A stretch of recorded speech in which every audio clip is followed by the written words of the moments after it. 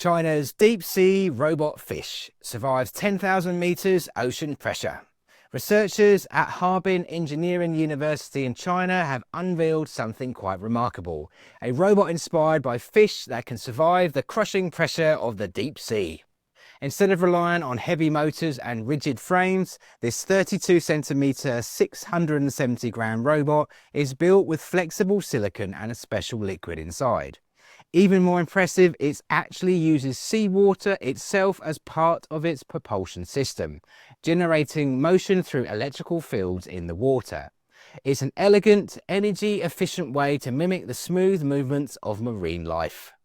In tests, the robot swam effectively at depths of 4,000 meters, demonstrating its ability to navigate, sense and maneuver underwater.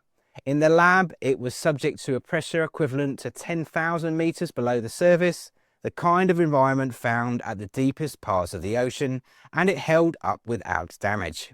This makes it especially useful for underwater observations and explorations. Unlike traditional submersibles, its soft-bodied allows it to move through fragile ecosystems with minimal disturbance, opening new possibilities for studying deep-sea life.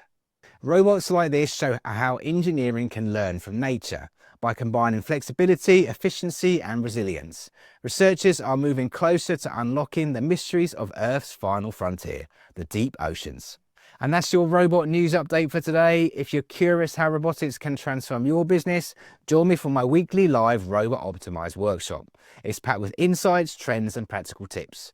Don't forget to subscribe to stay in the loop with the latest updates. I'm RoboPhil from Robot Philosophy. Thanks for watching and I'll see you next time.